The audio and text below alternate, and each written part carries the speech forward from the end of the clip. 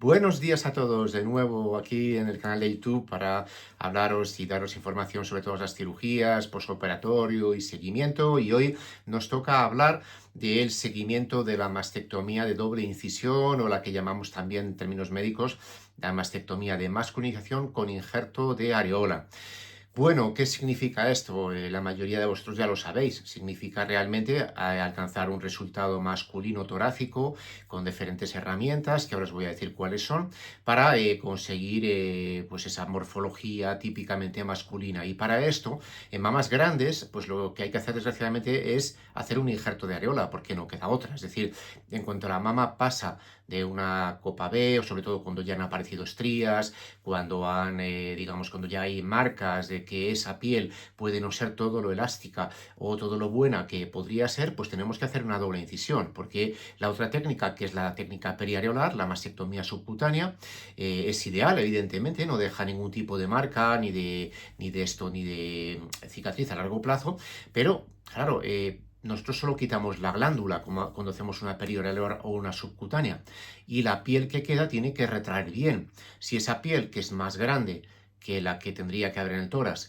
no retrae bien, pues la piel se va a caer y va a formar una especie de bolsita debajo del pezón, o incluso algo que nos puede recordar como un pequeño pecho, que incluso hay gente que dice, oye, es que no me has quitado todo el pecho. No, bueno, es que esto es al principio la inflamación de la mastectomía periareolar, y a veces a largo plazo, si la piel no ha retraído bien, puede ser esto que estamos comentando, que la piel se esté en exceso y caiga. Entonces, siempre pensar que cuando la glándula es mediana, por supuesto grande, o cuando la piel no es de buena calidad, tiene estrías, no es elástica, pues hay que hacer una doble incisión para quitar también el exceso de piel.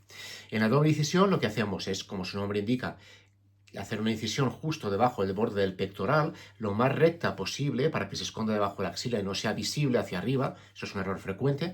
Y después injertar el pezón. Como hemos quitado toda la glándula y toda la piel, injertar el pezón significa quitar el pezón de su sitio, dejarlo en un medio líquido conservándose y después ponerlo en el sitio donde va a ser típicamente masculino, después de haberlo tachado, de haberlo reducido, de haberle dado una proyección masculina. Y para esto hay diferentes técnicas también.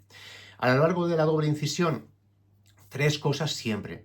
Primero, quitar el exceso de glándula y piel. La incisión va a ir lo más recta hacia la axila posible, porque un error frecuente es subirla hacia arriba, entonces la cicatriz se vuelve muy visible, muy hundida, muy fea.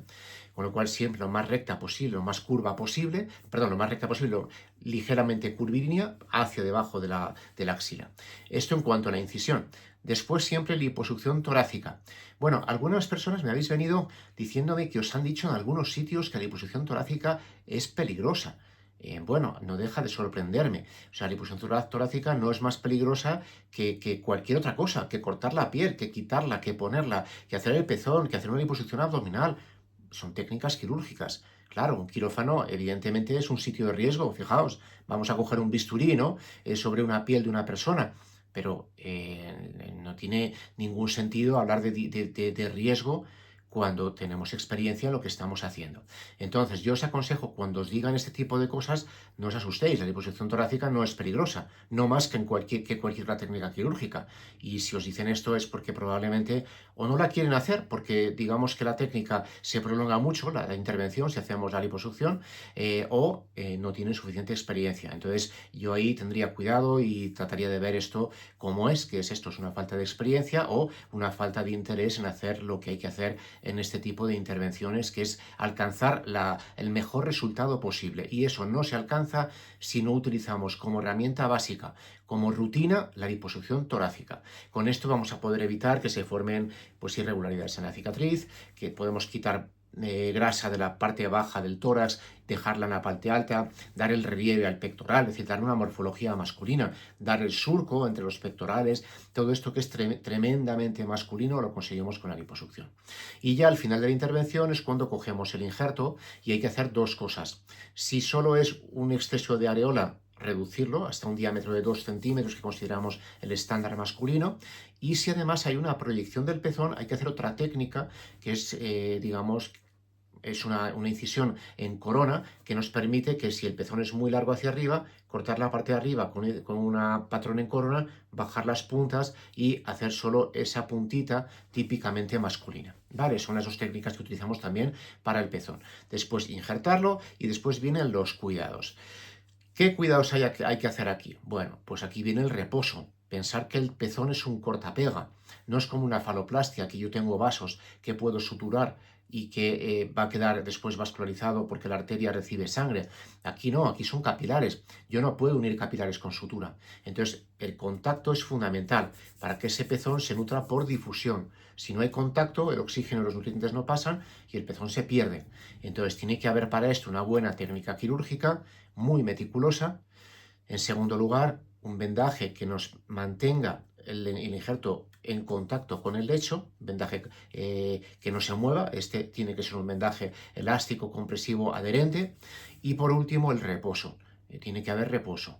Nunca os aconsejamos estar tumbados boca arriba durante una semana entera porque acabáis con dolor de espalda, pero sí buscar un sitio como una butaca, un sitio donde vayáis a estar cómodos todo el día y estar allí todo el día tranquilos, sin mover el tórax, sin mover los brazos y luego volver a la cama para dormir, siempre boca arriba, acordaos, nunca de lado, también eso es importante.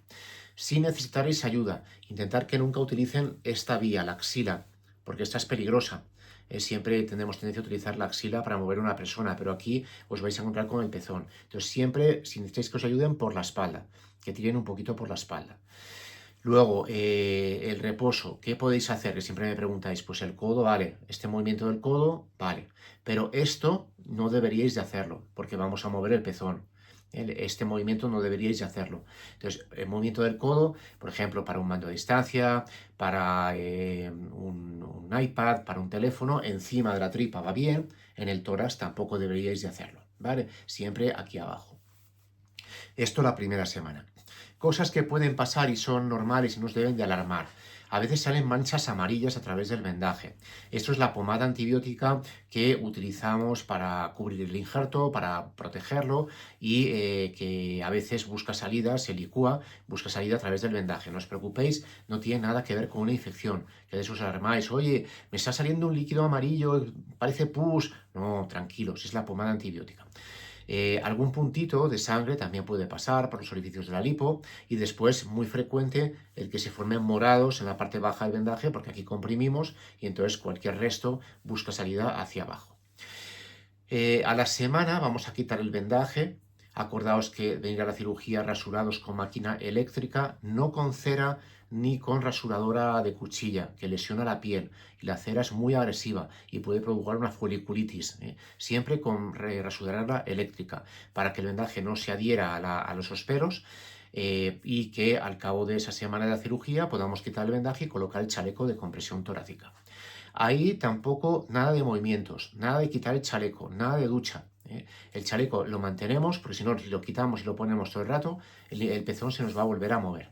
Y esto, mantener el chaleco y cuidadito también con los movimientos. Esa segunda semana no quiere decir que podamos salir ya a la calle libremente y hacer el cabra por ahí. No, tranquilidad, todo dentro de casa, nos podemos mover un poquito más, pero con mucho cuidadito.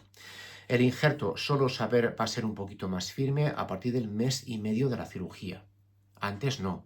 Con lo cual, al mes y medio, pues lo que hacemos es, con cuidadito, empezar a volver nuestras actividades un poco más habituales, pero nunca todavía deportes de contacto como el fútbol, el karate, el judo, esto para mucho más adelante, en unos 6 meses. Y luego, lo último que debemos de hacer es hacer estos movimientos repetitivos del brazo para arriba, por ejemplo en las barras, en el gimnasio, porque la cicatriz, mientras sea roja, es inestable, es inmadura y puede tener tendencia a ensanchar. No a abrirse, pero sí a ensanchar. Tener en cuenta que el organismo sintetiza una colágena de síntesis muy rápida al principio para cerrar la herida, pero es una colágena muy irregular, muy desorganizada. Entonces no es fuerte. Después, durante el año que sigue la cirugía, el organismo va cambiando esa colágena por una colágena mucho más definitiva, mucho más estable, que esta sí que es mucho más fuerte y nos va a aguantar a largo plazo cualquier tipo de ensanchamiento. Pero eso no va a ocurrir antes del año de la cirugía, más o menos. Muy bien, pues nada, espero haberos aclarado algunas dudas y si tenéis alguna consulta que hacerme, pues aquí estaremos, encantados como siempre para atenderos. Adiós, un abrazo para todo el mundo.